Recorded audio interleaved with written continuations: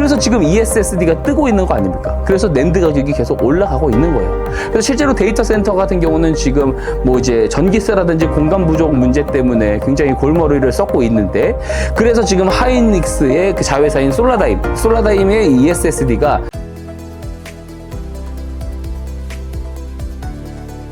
매주 화요일 저녁 8시에 진행되는 무료 특강 아래의 링크에서 신청하세요. 데일리경제TV 시청자 여러분 반갑습니다. 박성재 차정입니다. 오늘도 여러분들과 좋은 인사이트 같이 한번 나눠보도록 하겠습니다. 엔비디아 실적 발표 후 시간 외 숨고르기는 어떻게 보고 계신가요? 예, 우선 엔비디아 1분기 매출이 잘 나왔죠. 816억 달러가 나왔는데 이게 전년 동기 대비 YOY 기준으로 보면은 20% 성장을 한 거예요. 그리고 12분기 연속으로 어쨌든 성장을 하는데 시간에서는 왜 숨 고르기를 하느냐? 보면은 뭐 주가가 빠지거나 그러진 않거든요. 근데 실적이 예상치보다 잘 나왔는데 왜 주가가 더 못 오르냐라는 차원에서 질문을 하셨다라고 생각을 합니다.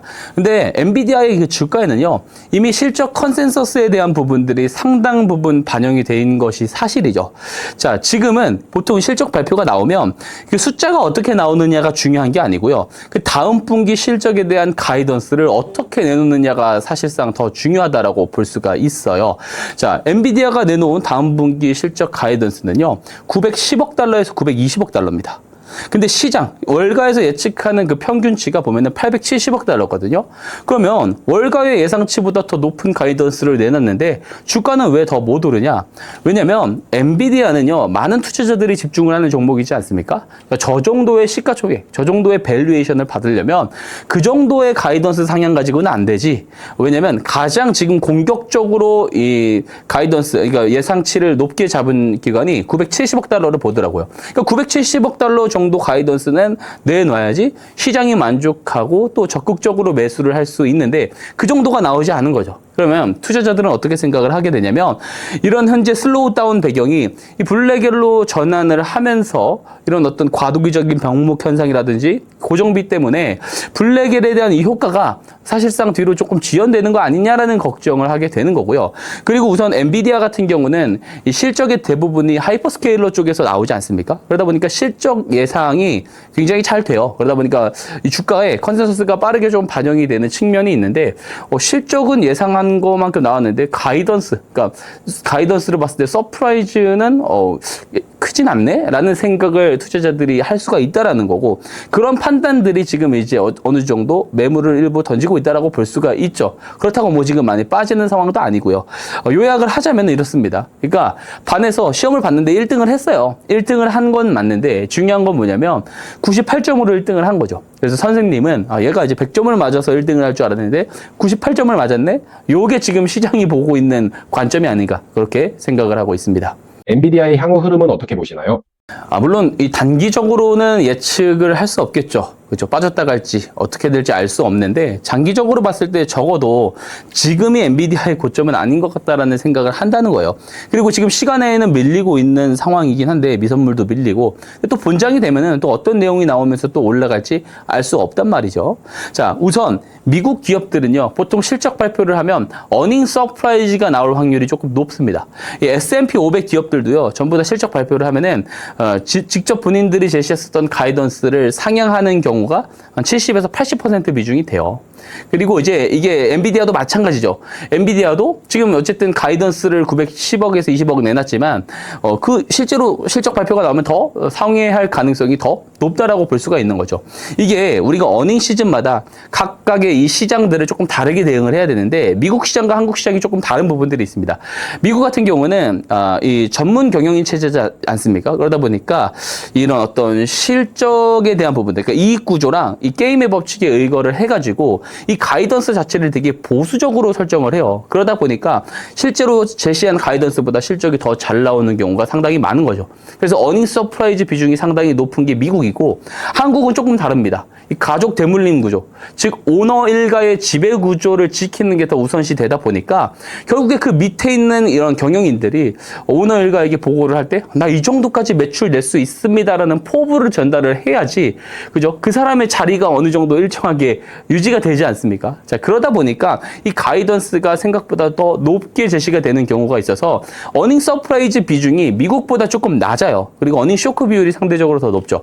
자, 자, 결론은 뭐냐면 이런 시장의 특징을 알면 좋다라는 거고, 이 기존의 엔비디아가 보여줬었던 패턴도 보면은 가이던스를 시장 예상보다 낮게 나요. 그러면은 주가가 실적 발표 이후에는 세론, 그러니까 주가가 기간 조정이 나올 수 있는데 다음 분기 실적 발표가 나올 때쯤이 되면은 또 이것을 상회할 것을 알고 있는 투자자들이 점점 더 매수세가 붙어줄 수 있다는 거죠.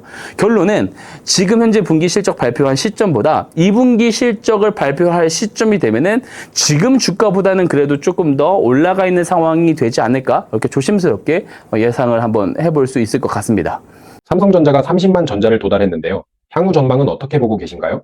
우선 엔비디아 실적에서 이 데이터 센터 쪽 매출 비중이 높잖아요. 근데 이 데이터 센터 쪽에서 92% 성장을 했단 말이에요. 이 말은 뭐냐면 AI 서버에 대한 수요가 끊임없이 계속해서 증가를 하고 있다는 거예요. 자, 그리고 중요한 게 엔비디아의 영업이익률이 중요한데 영업이익률이 65.6%가 나왔습니다. 무슨 말이냐면 이 메모리 가격이 상승을 해가지고 엔비디아의 마진을 압박하는 단계는 아니라는 거예요. 그 말은 뭐냐면 지금 마진이 잘 나오잖아요. 그러면 메모리 가격이 더 올라도 이 메모리에 대한 수요가 계속해서 증가할 가능성이 높다는 거죠. 그러니까 이 메모리 반도체 상승 사이클이 앞으로도 지속되겠구나, 요거를 이제 보여준 실적 발표였다라고 생각을 합니다. 자, 지금 메모리 공급이 수요를 못 따라가고 있는 상황 아닙니까? 그죠? 수요가 너무 빨라요. 자, 그런데 이제 HBM4를 하반기에 대량 출하를 하게 되는데 이 HBM4에 대한 이 제품은요, 이제 이 HBM4 제품부터는요, 이 가장 아랫단에서 두뇌 역할을 하는, 이것을 이제 그 파운드리에서 제작을 하는 이 베이스 다이거든요. 이 베이스 다이가 매우 중요한 상황인데 삼성전자 같은 경우는 이 메모리부터 파운드리 그리고 어드밴스드 패키징까지 풀 패키지로 해가지고 턴키 방식으로 공급이 가능하잖아요.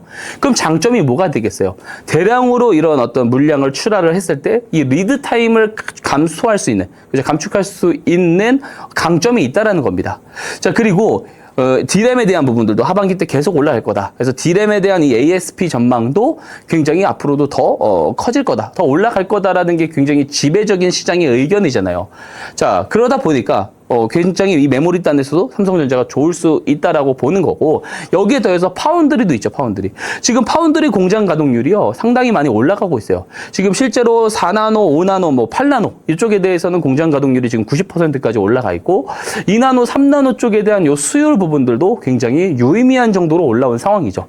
게다가 테슬라의 AI 칩뿐만 아니고 3분기가 되면은 이 그록의 LPU까지도 양산에 들어가잖아요. 그래서 하반기에는 이 파운드리 쪽에 대한 그 실적도 상당히 굉장히 좋아질 수 있다라는 거예요. 그러니까 지금 전반적으로 보면 어떻습니까? 이 반도체 사이클이 당장 꺾일 정황은 보이지 않아요. 근데 그런 상황에서 오히려 단기적으로 이 주가의 발목을 잡았었던 뭐예요? 노조 파업 이슈가 노사협정이 잘 되면서 어쨌든 해소가 됐지 않았습니까? 그러니까 호재는 점점 커지는데 악재는 또 해소가 됐어요. 그러니까 주가 방향성은 앞으로 좋아지지 않을까에 대한 기대감이 분명히 있는 거죠.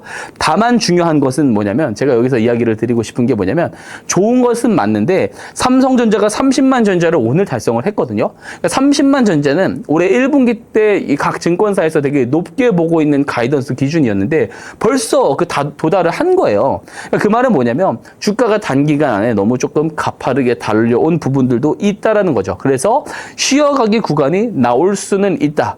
그 정도는 경계를 하고 보면 좋은데, 어쨌든 삼성전자의 중장기적인 방향을 봤을 때 지금이 고점은 아닐 것 같다라는 생각은 하고 있습니다. SK하이닉스의 실적과 주가 방향성은 어떻게 보고 계신가요? 우선 하이닉스 같은 경우는 엔비디아의 생태계에 대해서 HBM의 수율 쪽에 있어서는 가장 완벽하죠. 그래서 가장 높은 퀄리티를 가지고 있는데, 그리고 아무래도 이 선점 효과라는 게 있지 않습니까? 그래서 시장은 기본적으로 이 하이닉스가 HBM 쪽에서 HBM4로 넘어가더라도 가장 높은 시장 점유율을 가져갈 것이다라는 것이 기본적으로 깔려있는 컨센서스예요. 그리고 이 높은 점유율을 기반으로 해가지고 이 HBM 단가를 하이닉스가 주도해서 올릴 수 있다라는 분석도 나오고 있고요. 그리고 지금 AI 모델 개발이 지금 어쨌든 지금 계속해서 궤도에 오르고 있지 않습니까? 그래서 챗GPT라든지 뭐 이미지를 생성한다라든지 뭐 자율주행도 그렇고 동시통역도 그렇고 지금 AI 모델이 추론 단계로 넘어가고 있거든요. 그러니까 이게 중요한 게, 추론 서비스는 수억 명의 사용자가 동시에 질문을 했었을 때 그런 것들을 알맞게 답변을 해줄 수 있어야 돼요. 그러면은 이 질문에 대한 그 내용을 복기를 하고 맥락을 이해를 하기 위해서는 결국 그 사용자가 가지고 가지고 있는 로그 데이터를 저장을 해야 되는데 저장 공간이 부족하다라는 거 아니에요? 그래서 지금 ESSD가 뜨고 있는 거 아닙니까? 그래서 낸드 가격이 계속 올라가고 있는 거예요. 그래서 실제로 데이터 센터 같은 경우는 지금 뭐 이제 전기세라든지 공간 부족 문제 때문에 굉장히 골머리를 썩고 있는데, 그래서 지금 하이닉스의 그 자회사인 솔라다임의 ESSD가 시장에서 지금 부각을 받고 있는 거 아니에요? 그죠? 그래서 어쨌든 지금 이제 시장에서 나오는 그 전망을 보게 되면은 이 D램에 대한 이 ASP가 올해 180% 정도 올라갈 것 같고, 그리고 요 ESSD 수요가 계속 증가를 함에 따라서 이 낸드에 대한 이 가격도, 이 ASP도 올해 250%까지 올라갈 것이다라는 분석까지 나오고 있는 거예요. 그러니까 말 그대로 돈을 쓸어 담을 수 있다라는 이야기가 나오는 거고, 올해 이제 하이닉스의 영업이익이 250조 정도 예상이 된다라는 내용이 나오고 있고요. 그리고 내년이 되면 400조까지도 나올 수 있다라는 이야기가 나오고 있어요. 근데 문제는 뭐냐면 지금 삼성전자도 그렇고 하이닉스도 그렇고 단기간 주가가 너무 가파르게 올라오면서 포무 매수세가 조금 붙은 부분들이 있습니다. 이 포무 매수세는요, 이 기업의 본질 가치를 보고 들어온 매수세라기보다는, 그죠? 나만 안 사면 어떡하지라는 그 소외감을 느낄까봐 공포의 매수를 하는 사람들이 많기 때문에 시장에 대한 변수가 조금만 등장해도 매물로 출회될, 그죠? 매도 압력을 줄 수 있는 주체들이 될 수 있다라는 거예요. 그래서 이런 속도 조절을 좀 경계를 해야 되고, 기술적으로 본다 하더라도 이 삼성전자 같은 경우는 최근 1년의 어떤 이 상승장 동안에 보였었던 패턴이 21선 대비 20% 정도 주가가 올라가면은 그때부터는 기간 조정이 나오고 다시 올라가고 이런 패턴이 반복됐거든요. 하이닉스도 좀 더 길게 봤을 때 61선 대비 플러스 50% 구간까지 올라갔을 때는 또 기간 조정이 나오고 이런 패턴이 반복됐는데, 최근에 보게 되면 61선 대비 80%까지 올라갔단 말이에요. 그러니까 단기간 주가가 너무 달려간 부분들이 있습니다. 그래서 그런 부분들에 대한 이 속도 조절 정도는 우리가 어느 정도 경계를 하고 어느 정도 이제 보수적 시나리오를 설정을 해 놓고 볼 필요는 있어요. 그리고 이 메모리 가격이 3분기부터는 둔화될 수 있다라는 지적도 나오고 있습니다. 그래서 여러 가지 측면들을 보면서 투자 전략을 잘 세웠으면 좋겠는데, 제가 보는 기본적으로 삼성전자와 SK하이닉스는 올해 고점이, 지금 가격이 올해 고점이 될 가능성은 낮다. 그렇게 보는 게 저의 개인적인 입장입니다. 삼성전기가 최근 신고가 랠리를 이어가는 이유는 무엇인가요? 우선 어제 나온 공시인데요. 이 실리콘 커패시터의 공급 계약이 1조 5천억 원 규모의 공급 계약이 있었습니다. 자, 우선 이 실리콘 커패시터를 이야기를 하기 전에 MLCC에 대한 이야기를 해야 돼요. MLCC가 뭐냐면 이 초소형 전력댐이라고 보시면 됩니다. 보통 전기가 흐를 때는 일정하게 흘러가진 않거든요. 이게 갑자기 크게 튈 때도 있고 혹은 낮게 감소가 될 때도 있는데, 크게 튈 때 이 전력을 크게 이제 일정하게 빠져나가기 위해서 댐을 이렇게 딱 막는 역할을 하다가 적게 전류가 흘렀을 때 그 모아놨었던 전력을 풀어주면서 전력이 일정하게 흘러가게 하는 요 댐 역할을 하는 게 MLCC입니다. 그래서 실제로 서버, 뭐 또 AI 서버에도 굉장히 많은 물량이 들어가요. 그래서 실제로 그 메모리 반도체처럼 지금 쇼티지 상황이 나오고 있는 상황인데, 중요한 게 뭐냐면 이 엔비디아의 블랙엘로 지금 호프칩에서 블랙엘로 넘어오고 또 차세대 HBM 체제로 이렇게 변환을 하면서 기존의 MLCC가 도저히 버틸 수 없는 임계점에 도달을 했어요.